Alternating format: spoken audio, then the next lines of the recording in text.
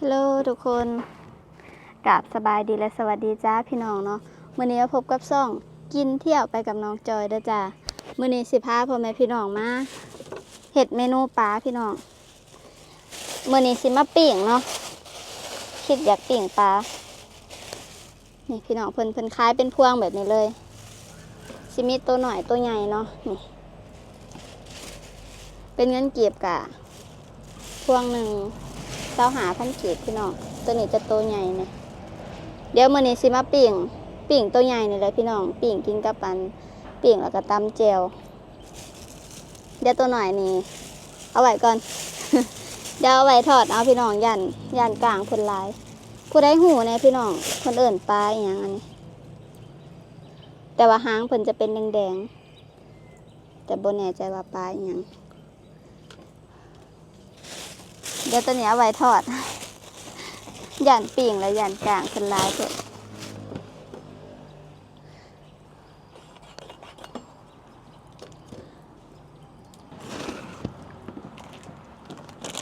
มื้อนี้ก็สิมักง่ายๆเลยพี่น้อง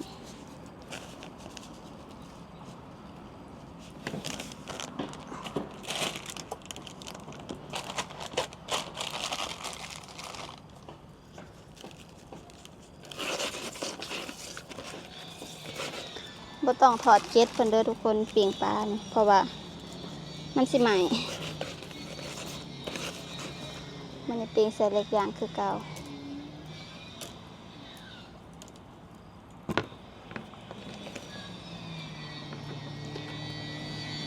ผู้ใหญ่เพิ่นบอกว่าเวลาปิ่งปลานะพี่น้องเราต้องปิ่นทั้งหัวเพิ่นเขาเนาะปิ่นทั้งหัวเขาใส่ไฟมันจึงสุกไว้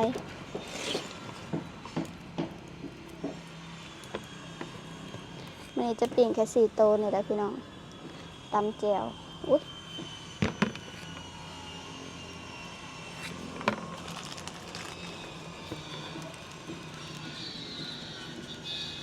ถ้าเขาปิ่งปลามีเกล็ดแบบนี้นะใส่เกลือซีลงเพราะว่า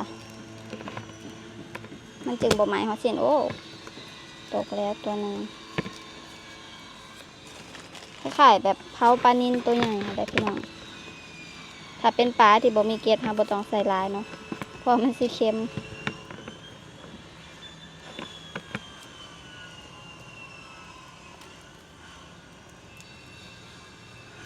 ผู้ใดหูว่าปลายังพี่น้องก็คอมเมนต์บอกหน่อยเนาะ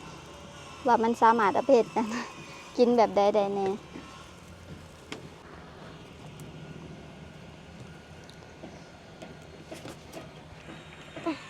รู้สึกว่าไฟอยากแห้งนะพี่น้องไปเข็ดทางแล้วก็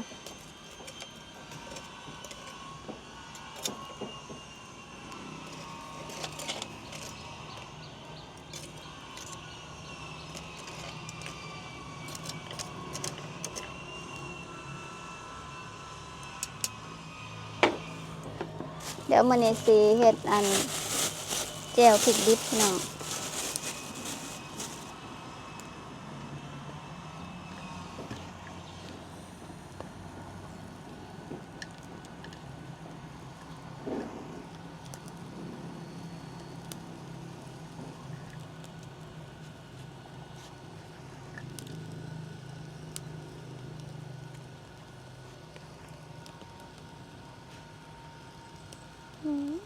แหมเด้อพี่น้องหนาแดงเบิดแล้ว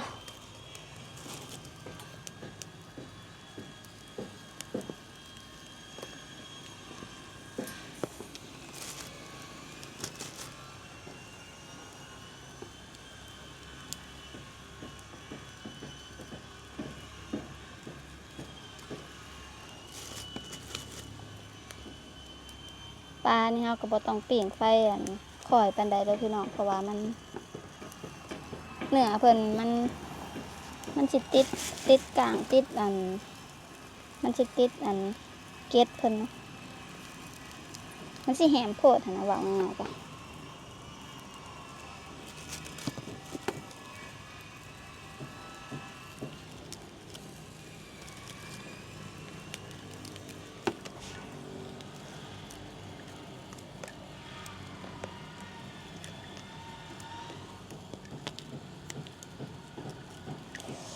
ก็ฮ้อนพี่น้อง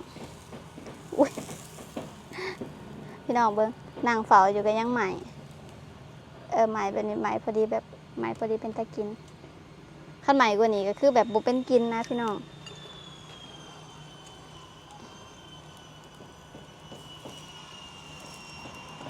เพิ่นว่าขั้นปิ่งเลยแบบว่าตาปลาสวดออกแล้วมันซุกพี่น้องพอปลามันซุกง่ายเด้อันนี้เดี๋ยวฮัจิจี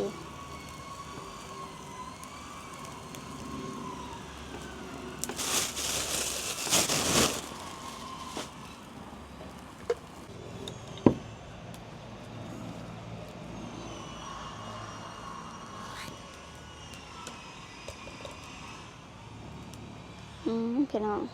ปิ่งแล้วหอมนะเอาพริกมาสุกแล้ว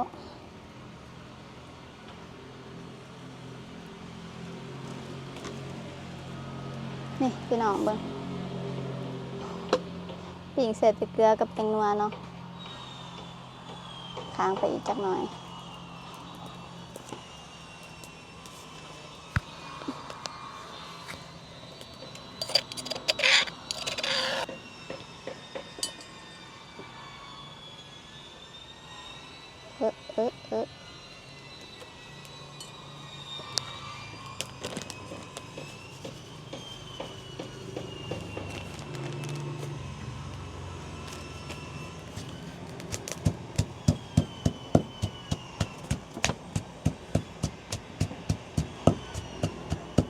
แจ่วฮะนี่บ่ได้ใส่อย่างไรเด้อทุกคนแต่สิใส่เกลือ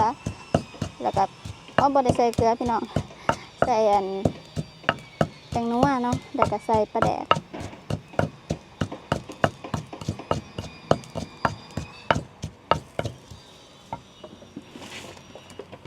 นี่ให้ทุกคนปลาแด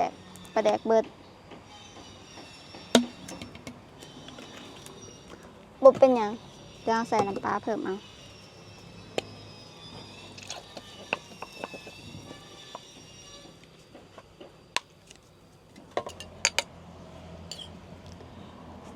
เติมน้ำสะอาดลงไปทุกคน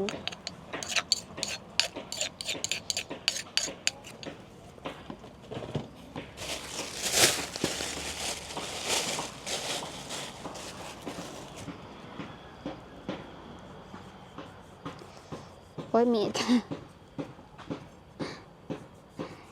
โอ้ยมีดกับปาดอีหยังไปกับพวกเขาพี่น้องต้องได้ไปฝนเลยแหละใส่หมักน้าวพี่น้องให้มันบ่เผ็ดแห้งเนาะ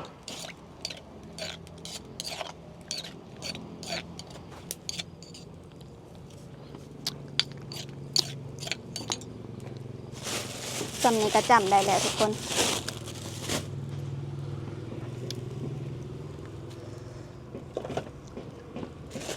สุ่มฝากสุ่มฝนคือฝนสิมาเนี่ยนะ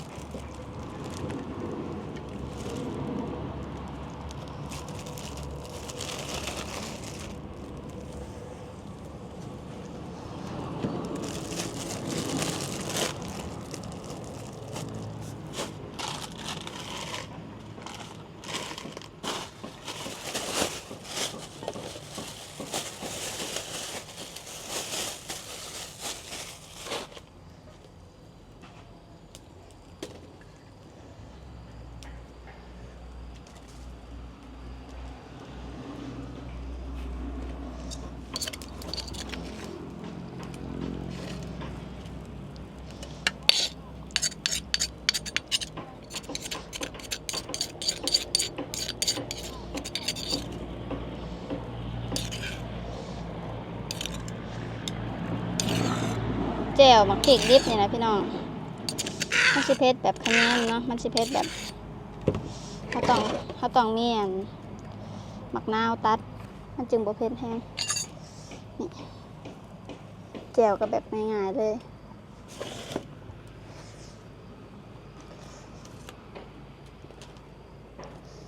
ขึ้นฟ้าขึ้นฝนมาเลยพี่น้องคือฝนสิตกนี่แหละเนาะแต่เบิ่งปิ้งปลาพอดีสุกพี่น้องหอมมากเลย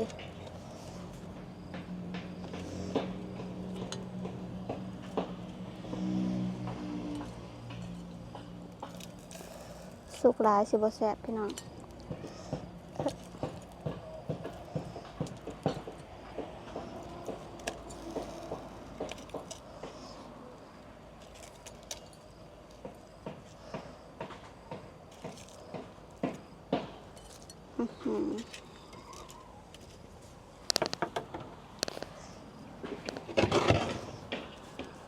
นี่ทุกคนปิ่งปลาเฮาก็แล้ว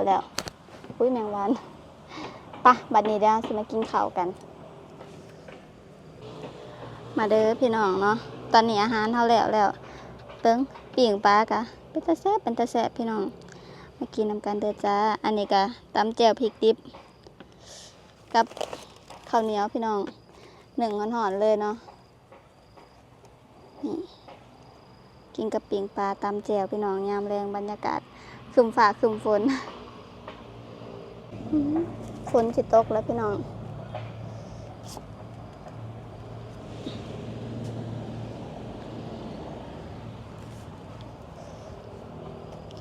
อุ้ยแมงวันนี่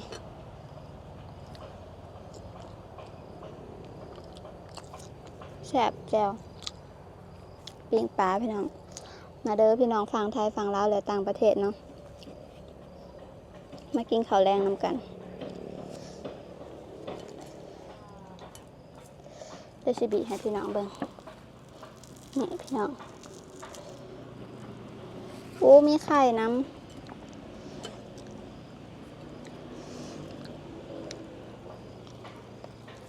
มีไข่น้ำพี่น้อง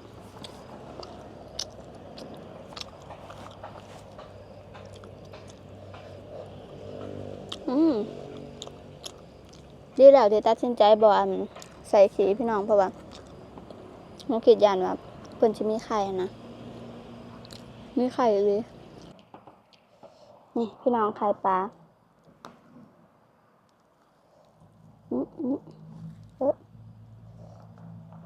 นี่ทุกคนเห็นบ่มันหอน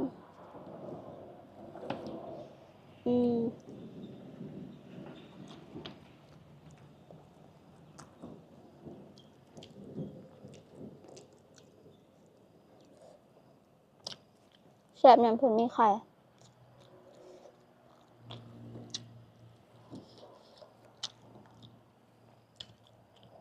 เบิ่งสิลองเบิ่งตัวนี้พี่น้องสิไข่บ่อู้ยพี่น้องไข่แต่ตัวใหญ่ตัวนี้สุกบ่อยากคักปานใดพี่น้องไข่เพิ่นน่ะเดี๋ยวเฮาไปปิ้งอีกก่อน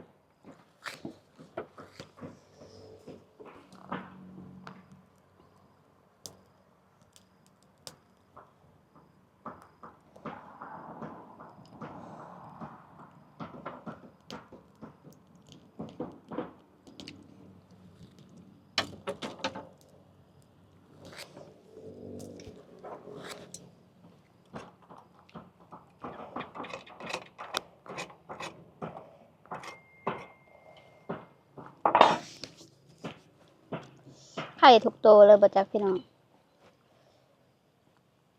ตัวนี้ก็ไข่แต่ว่าไข่แบบบ่อันนี้ปานใดเดี๋ยวเบิ่งตัวนี้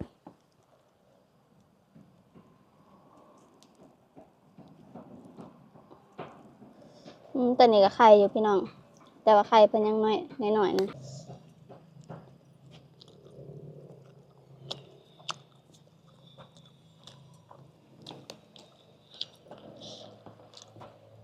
แต่ว่ากลางเพิ่นก็สิหลายแน่นะพี่น้อง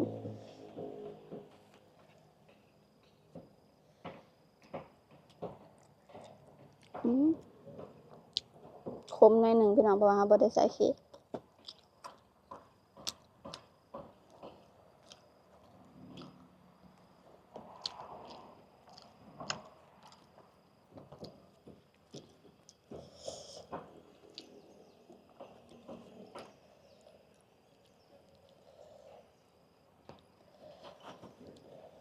ถ้าผู้ใดอยากเฮ็ดกินแนะนำให้เอาไปทอดเด้อพี่น้องเพราะว่ากลางหลาย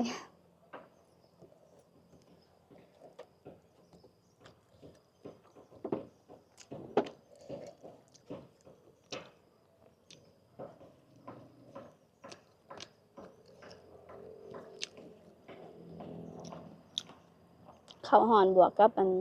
เจียวเผ็ดอีกพี่น้อง